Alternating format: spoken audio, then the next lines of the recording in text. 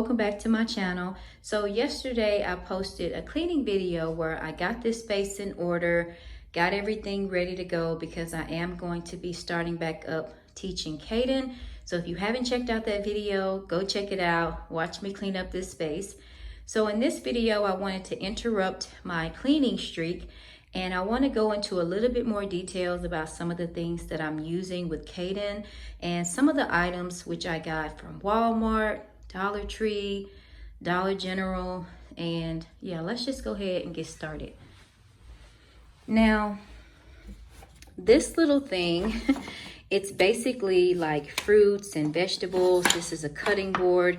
The purpose of this activity that I do with Caden is to help with his fine motor skills. So his fingers are very weak in terms of him buttoning up his clothes or his pants, zipping up his jacket. They're really weak. And so these type of activities, they really help with strengthening the fine motor skills.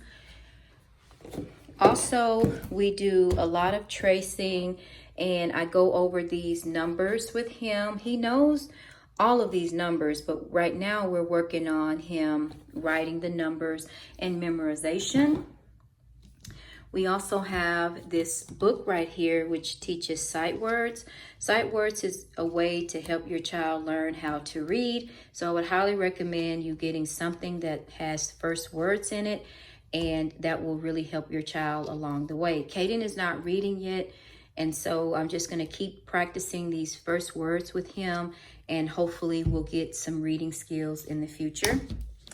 This is also a really nice book that we have. It basically has a lot of different things. This is First 100 Words. I know it's for a baby, but I really don't look at the age whenever I buy stuff. I watched Doreen Grandpache. She's a PhD level behavior analyst. And she mentioned that if you can get something out of what you have, then you're good to go. So we just go over these different things: banana, apple, car, and we just practice a lot of these things. And I can honestly say that this book has helped out a lot, because even though a lot of the pictures are pictures, as you can see, the banana looks realistic. And then I also have this kindergarten book. Caden is actually going to the 2nd grade, but there are some things in this kindergarten book that he does not know yet. And so again, I don't look at, oh, it's a kindergarten book. If there are skills in here that he doesn't have, then I just use this book with him. And I think that for us, that works because it has the alphabet, which I'm working on that with Caden now, number counting, colors, shapes. I mean, all of these things is stuff that Caden does not really know right now. So I still use that book regardless of it being a kindergarten book. On the second shelf, I got these flashcards that has the numbers. This right here is also an activity that I use with Caden to help strengthen his fine motor skills. It's a very cheap activity. What I found is that a lot of times things can cost a lot of money, but it's just really all about being creative and thinking of ways to help your child with the strength in their fingers. Now, Caden does see an occupational therapist, so they also give us tips and tricks as well. But this particular game I came up with on my own. Basically, I just got a cardboard and I got these little clothespins from Walmart. And all he does, and we do this probably every other day, make sure you get the small ones that helps, you know, that your child can like grab. You wouldn't want to get a bigger one. You'd want to make sure you get one that their little fingers can hold in their hand. And I just have him put each and every one across the board. And what that does is, again, it's strengthening the fine motor skills. I also have this one as well. In the beginning, this one was a little bit difficult for him, but I found out every day that we did it, practice, he was able to open it up, squeeze it, and put it on there. And then I have him take them off to help not only with cleanup, but to continue to work on those skills. So just try to be creative. Another thing that you can do to increase fine motor skills is you can simply have them get a piece of paper and just ball it up. just ball the paper up in their hand. These are some flashcards that I use every now and then for different things that I may want to do. So I like to have flashcards handy. These are some pictures of different activities that people are doing and also labeling things. So these are shorts. So I may ask him, hey, Caden, what's this? Or I may ask him what this is. His speech therapist actually ran these off for me, and I just cut them up. And so we'll do this whenever. But it just has different things that people is doing. So that's a brush, and that little boy is doing something. So these are also a good way to teach your child activities. I also have other stuff for fine motor skills. This is considered fun, so we'll do these beads and make necklaces. So that'll help with coordination as well. I have more numbers here. We also have a bunch of flashcards. I actually got these from the Dollar Tree, I think. And these are the colors and shapes. I have colored pencils right here. Most of this stuff right here is different books as well. On the third shelf, I have more books. And we have these number books right there that we'll go over. I have worksheets right here. Sometimes we don't do what the directions say. We may do something different than what the directions say, and then sometimes I'll follow the directions. It really just depends on what he can do. Some of these worksheets are a little bit advanced, so I just kind of modify them to what I think he can do. I also have another book right here. This is a pre-K curriculum book, so we've been working with this one. I have more color books, shapes, and there's just a lot of other things down there as well. And then on this shelf, that went to a toy, but a bucket, but I'm not sure where that is. And then we have this sketchbook where we'll do that. I also have a boom box over there where that thing plays CDs, so we'll listen to music as well. And then that shelf down there just works continuously, or it helps with the fine motor skills. So as you guys can see what that activity does, you just put the strings through the holes. All right, so that is pretty much it for that. I do have some stuff in the closet. I have Play-Doh in there, and I have other games as well. And this one right here, this is the card drop. So what you do, you can get like an empty oats container, and you put like a slit through it, and you can put cards on the inside of it. And this is a really good game that helps with coordination. And all they do is just put them in there. And Caden thinks it's so funny. Whoops, pick that up. So yeah, there is Play-Doh, more Play-Doh up there. And then there you can be surprised. You'll be surprised at a lot of the activities and games that you can do with Play-Doh. So we have a bunch of Play-Doh. Okay. Now the next thing I'm going to share with you guys. Oh, and over there I do have a Light Bright. So that is a very fun game that Caden will do. I think you guys probably know what a Light Bright is. I had one when I was a little girl. Over here, crayons. And I want to share with you guys, I got this at Walmart, which I think that this is a pretty good way to introduce writing skills. So it did come with a wipe off marker, but I ended up buying a whole pack. And I got these two at Walmart. And I basically just have him write different words, and then we'll say them together, like going, run, and then you can also read as well that sentence and just have them copy it. In addition to that, I have another writing book, and again, I got these at Walmart. This was like $3. And Caden is in the early stages of writing. He knows how to write his name, but I think that these books is a good way to help your child learn how to write. So I would highly recommend these books. And this is what Caden has done so far. Every day, we was doing a different letter. Let me see if I can. So one day we did the letter F, we did the letter E, we did D and P, and all of this is his writing. And sometimes he'll want me to help him out, which I will. And yeah, Kaden got that apple there. I have more sight words. Flashcards is a really good way to help your child learn. I got these numbers. Sometimes we'll do matching games. So I have that I work on. And then in here, just the basic crayons. And I also have more of these dry erase markers for those books. If you are in the process of teaching your child how to tie their shoe, I would highly recommend just getting an old shoe that you don't want anymore and tie it up.